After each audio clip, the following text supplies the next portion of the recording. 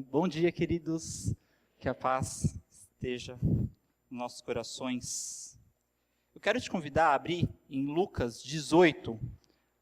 A gente vai fazer a leitura dos versículos 9 até o 14.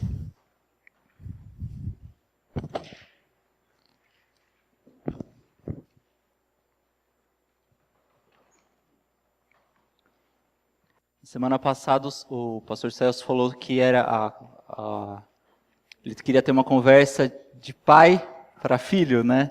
Só que agora a situação vai inverter. É o filho que a gente fala para a grande mãe, que é a igreja. O texto de Lucas 18, 9 a 14, diz o seguinte: alguns que confiavam em sua própria justiça e desprezavam os outros, Jesus contou essa parábola. 2 homens subiram ao templo para orar. Um era fariseu e o outro publicano.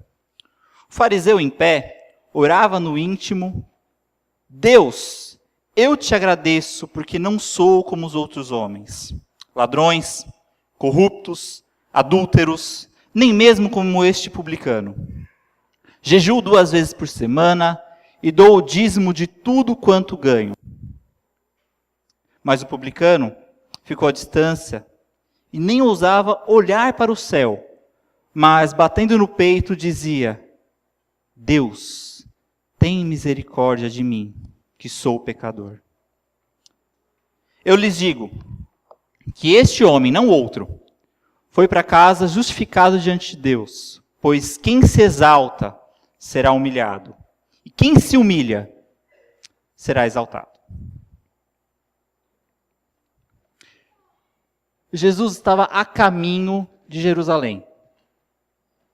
Isso já é a reta final do ministério de Jesus. Jesus já estava prestes a ser crucificado. Se a gente ler um pouquinho antes os outros capítulos, a gente vai perceber que Jesus está dando uma volta por várias cidades para chegar exatamente no domingo, onde ele poderia entrar no jumentinho, como a gente já conhece aquela história, do jumentinho e Jesus andando em cima dele. Jerusalém era um ponto de adoração e por isso muita gente estava indo pelo caminho até o templo para fazer suas orações, como mandava a tradição. E como a gente pode ver no texto anterior, se você olhar um pouquinho, você vai ver que Jesus conta primeiro uma parábola sobre oração na questão da viúva. Uma viúva que todos os dias ia diante do juiz e falava assim: julga minha causa, julga minha causa. E aí, de tanto insistir, o juiz dá a sentença de maneira favorável. E nessa parábola, Jesus queria falar sobre a persistência na oração.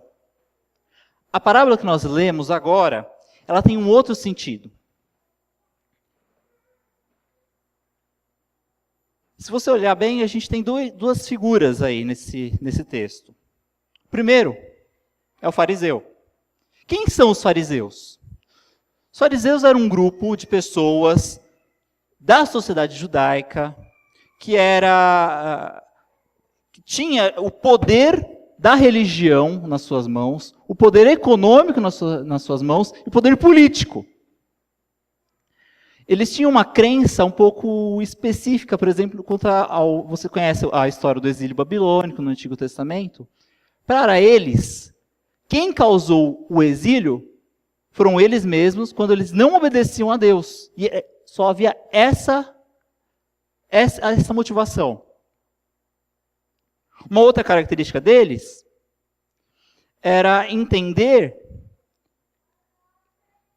que eles eram realmente os separados. O termo fariseu significa separados. Eles não gostavam de se misturar com as pessoas, porque eles poderiam se tornar impuros diante dos outros. Esse era um grupo que possuía, por direito, voz na política daquela região. E a ênfase dessa religião farisaica É o cumprimento da lei. É o cumprimento da ética. É o respeito minucioso pela moral. Inclusive, dentro dos partidos daquele tempo, eles eram considerados os mais rigorosos nesse cumprimento de lei.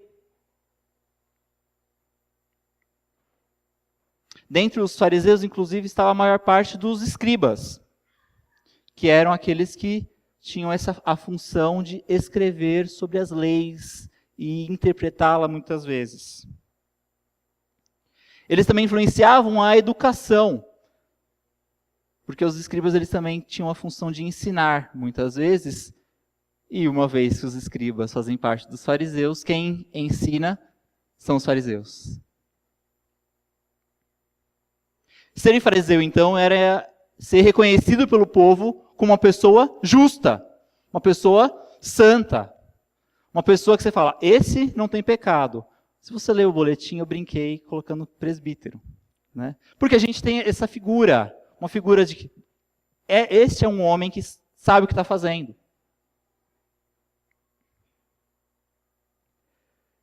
Sem sombra de dúvida, o fariseu era um homem que merecia estar com Deus no final da sua vida.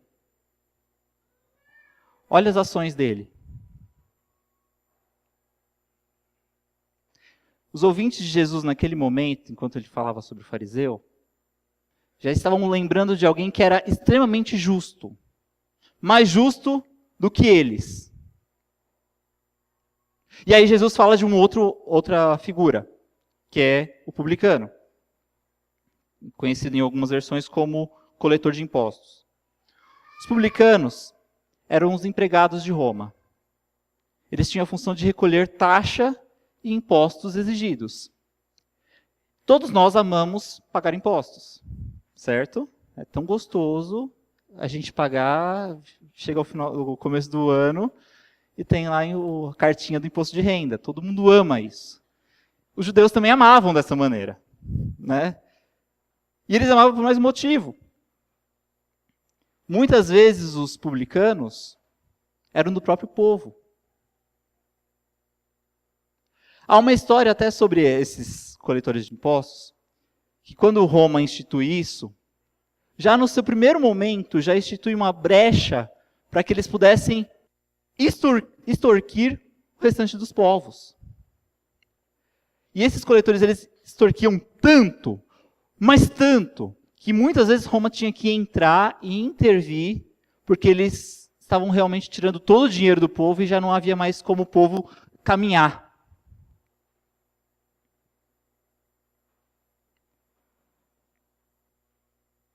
Havia dois tipos ali de coletores. O primeiro é aqueles que eram intermediários entre o povo e Roma, que é o caso de Zaqueu, que eles não precisavam ser nativos. Mas no caso da nossa parábola, esse fariseu é um fariseu nativo daquela região. Ele nasceu ali e ele era considerado um traidor, porque ele estava ali para tirar dinheiro do povo, o povo escolhido por Deus, e dar para o opressor. Se a gente olhar bem, a gente está falando de alguém que ninguém gosta. Que ninguém teria o prazer de estar perto.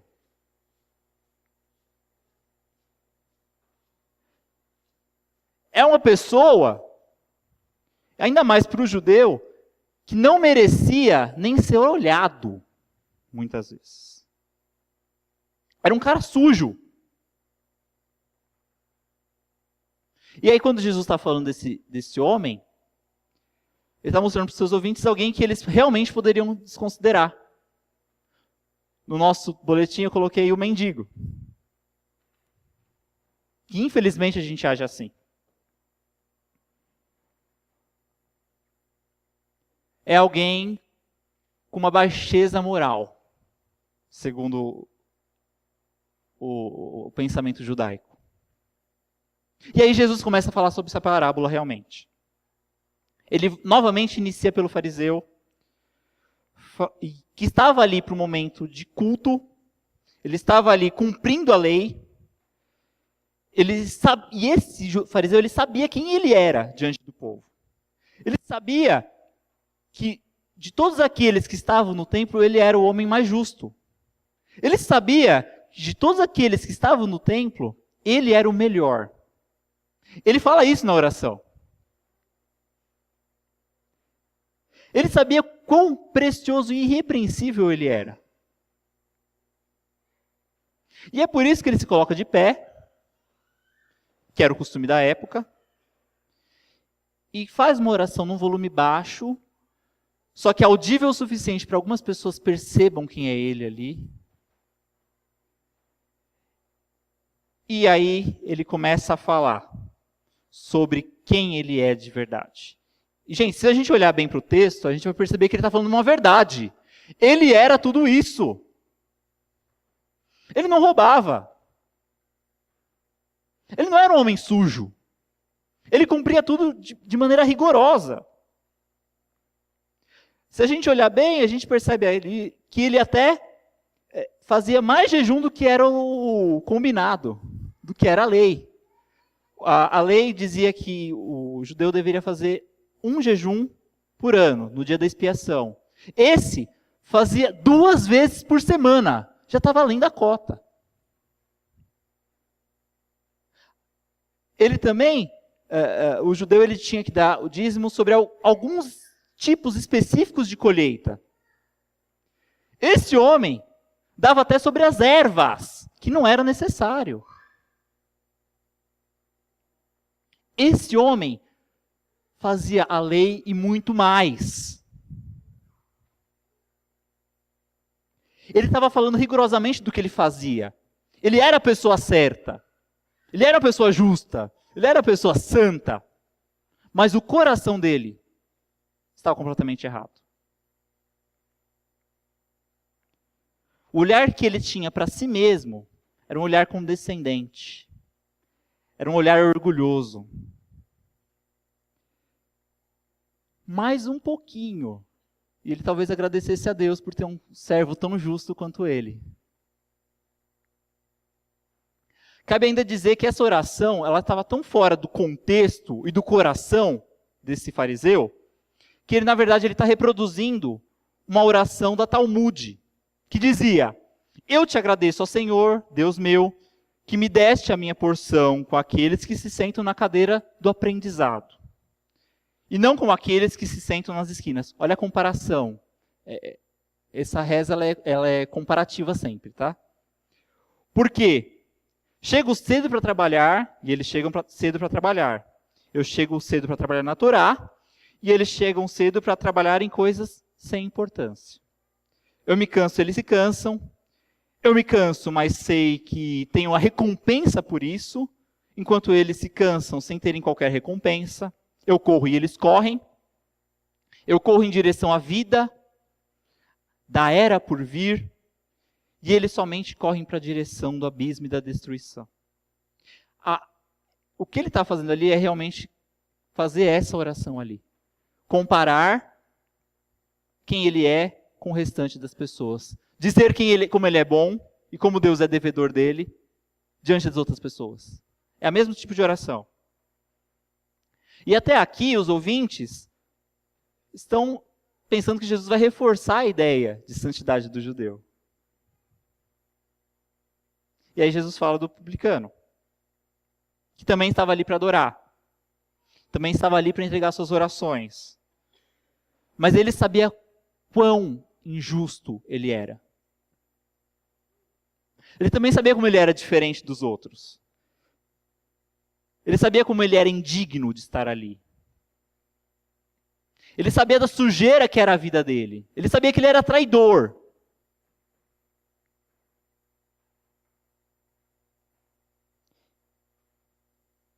Ele também se posta em pé, porque isso era uma regra. Mas ele se coloca totalmente escondido, de um outro lado, de maneira que ninguém percebesse realmente. Para que ele pudesse ali falar com Deus, mas que ele não causasse estranheza ao restante das pessoas. Ele se esconde de vergonha. Ele sabia que o lugar dele não era ali, porque ele era sujo. E aí ele começa a orar também. E ele não tem nem a coragem de olhar para cima. Bate no peito sentindo a dor de quem ele era. E faz uma oração única, sem nenhuma elaboração, sem nenhuma filosofia, sem nenhuma teologia, sem nada. A única oração que ele faz é: ó Deus, olha quem eu sou pecador.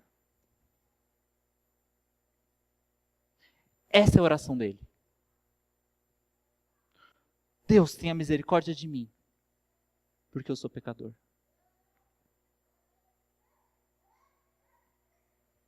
Essa ideia de misericórdia, que talvez a gente esteja perdendo um pouco, é a ideia de que eu sei que a minha falta não é digna de perdão. É esse o sentido de misericórdia. É a ideia de que o meu pecado é tão forte e é tão grande que eu não mereço perdão. A misericórdia está quando Deus perdoa, mesmo assim. É isso que ele está pedindo. Ele está se reconhecendo pecador, está se reconhecendo a dor.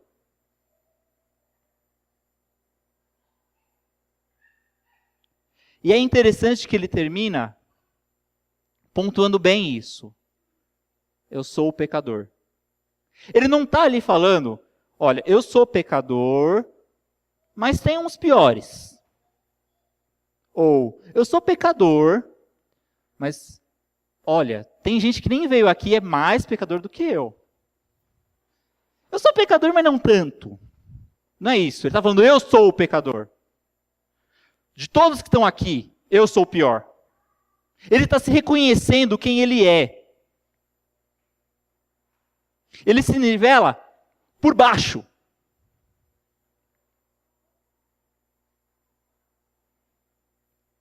E é possível até que os ouvintes de Jesus já estejam ali ouvindo, esperando que Jesus fale, seja como o fariseu, ignore o publicano.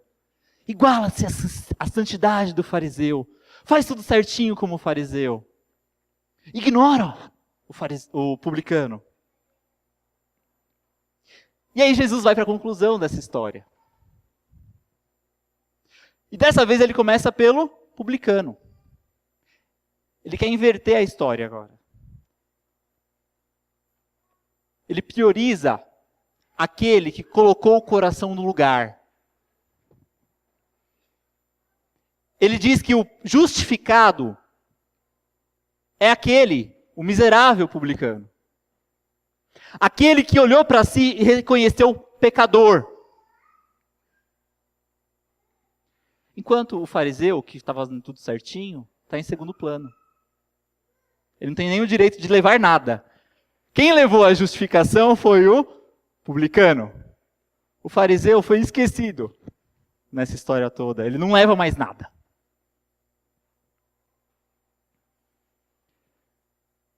Os ouvintes de Jesus entraram num conflito,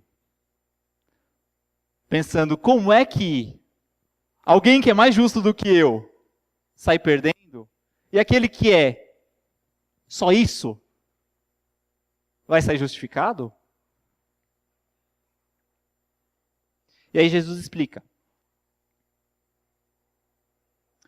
A lógica desse mundo é quem se exalta, quem olha para si mesmo sem demonstrar sua fraqueza, sem reconhecer as suas falhas, seus pecados, é considerado forte. Não é assim no nosso mundo?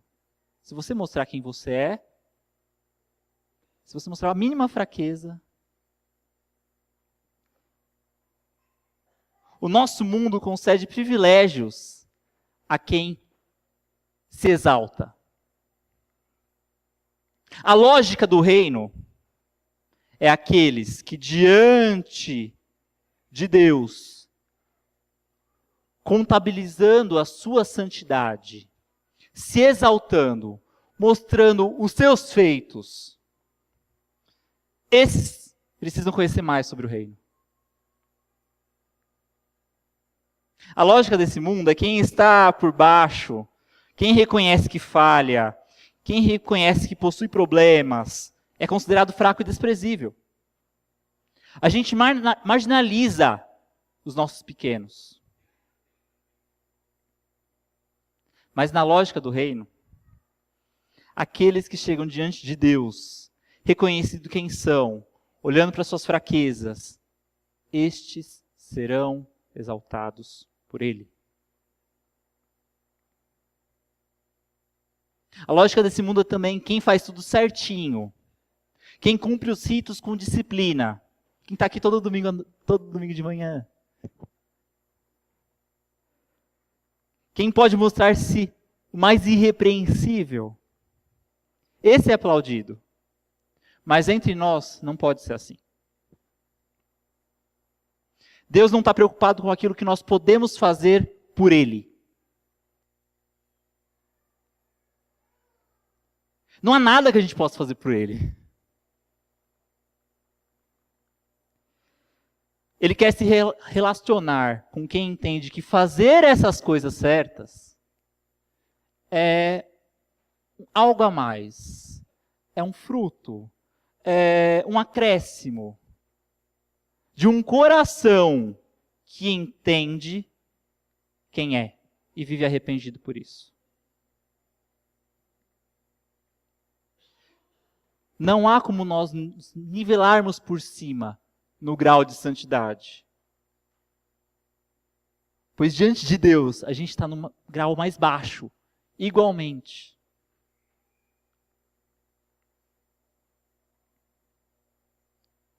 A gente pode ainda lembrar que a lógica desse mundo é que o currículo de boas obras, melhor família, mais tempo na igreja, oficialato, né? A gente tem esse oficial da questão do reverendo. Quem é reverendo, né, gente? Reverendo é do diabo. Não vou falar isso, porque está gravando, né? Mas reverendo não é uma coisa boa, esse termo. Quem pode mostrar-se mais, esse é o reconhecido, esse é o aplaudido. E a gente consegue desprezar quem está trabalhando lá embaixo. Quem não tem esse grau de oficialato, quem não tem esse grau de melhor família, a gente consegue desprezar essas pessoas. Mas no reino, essas pessoas serão exaltadas.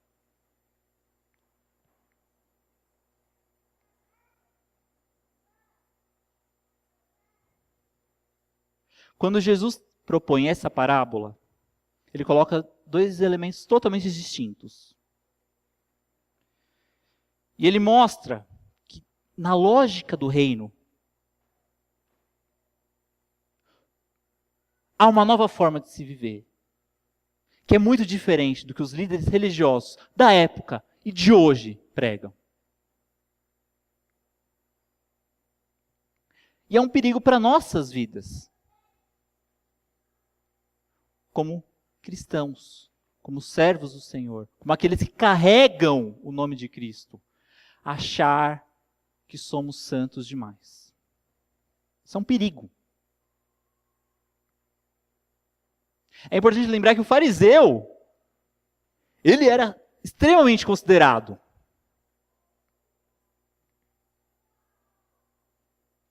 Nós corremos o risco de parecer cristãos perfeitos, mascarados, bonitinhos, mas escondendo aquilo que nós somos por dentro, podres.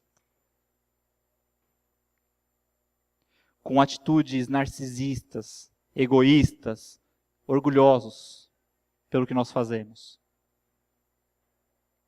Jesus, em diversas passagens do Evangelho, demonstra a prioridade que Deus dá aos que possuem um coração humilde. E esse deve ser o nosso desafio como cristãos. Olhar para quem nós somos, as conquistas, as atitudes, e não sermos envolvidos pela vaidade.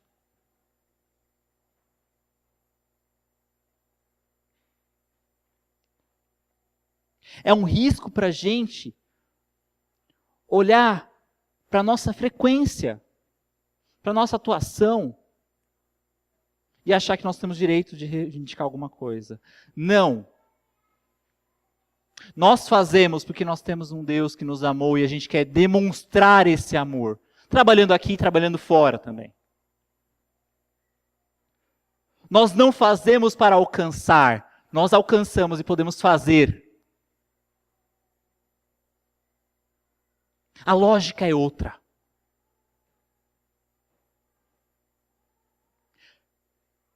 Santo, gente muito santa, às vezes esconde muita coisa. E aqui não é uma fala, não seja santo.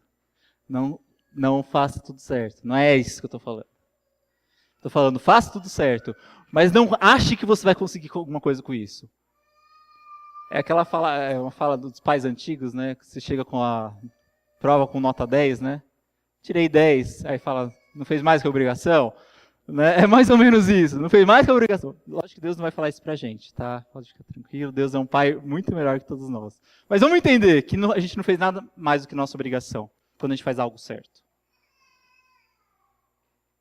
Se a gente quer ser chamado de cristão, nossas atitudes devem ser caminhadas com ética, com justiça, sempre. Cabe mais um reconhecimento nessa passagem, de olhar para os publicanos do nosso tempo. Há muitas pessoas aí fora que não conseguem entrar na nossa igreja, e eu falo do IPI do Ipiranga mesmo, porque acham que nós somos santos demais. Que acha que ao entrar aqui serão olhadas de maneira torta. Cabe a gente pensar se elas realmente não vão ser vistas dessa forma. Se entrasse aqui um mendigo hoje, ele é um publicano do nosso tempo. Se entrasse alguém com uma vida realmente podre, ela seria bem-vinda aqui? Porque esse é um espaço não para pessoas perfeitas. O Celso lembrou isso semana passada, né? Proibido pessoas perfeitas. Não é para que a gente não está aqui porque a gente é perfeito. A gente está aqui porque a gente está sendo restaurado. E essa pessoa, o publicano do nosso tempo, deve ser restaurado também. Como eu vou embora mesmo, eu posso falar isso, então. Se entrasse uma prostituta aqui, ela estava aqui para ser restaurada, apesar da vida dela. Ela deveria ser restaurada e não julgada. A igreja que age julgando é uma igreja que não entendeu quem é Cristo, é uma igreja que não entendeu o que é o reino.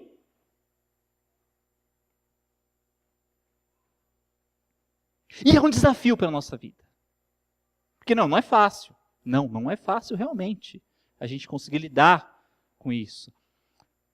Mas a gente tem que seguir o exemplo do publicano. Reconhecer que a gente é tão pecador quanto.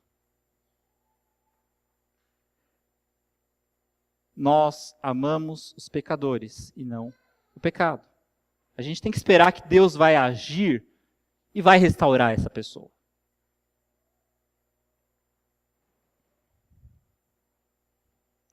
Nós precisamos ter esse coração de publicano, de coletor de impostos. Esse olhar que sabe quem é. Nós precisamos ser transformados por isso, se a gente quer ser chamado de cristão.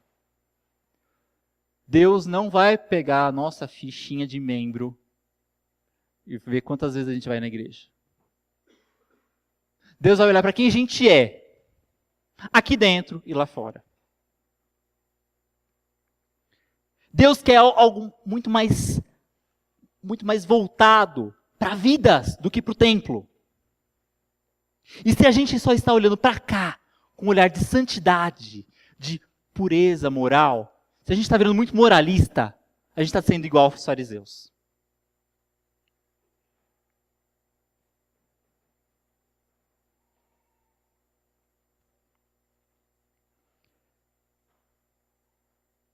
É por isso que nós temos dois desafios essa manhã. Um, olhar para nós mesmos como nós somos. E o outro é aguardar quando o Senhor trouxer essas pessoas, os publicanos, que estão ainda mais perdidos do que nós. Quando eles entrarem aqui, nós recebermos eles bem. Nosso desafio é ser uma igreja do reino, não uma igreja presbiteriana independente. A denominação não vai salvar ninguém, a designação social evangélica não vai salvar ninguém. O que vai salvar alguém é só o Cristo, que nós levamos às outras pessoas. Que esse seja o nosso desafio nessa manhã. Que Ele nos transforme, que Ele nos encoraje, que Ele nos faça olhar para as outras pessoas com os olhos que Ele tem, não os olhos que nós temos. Amém?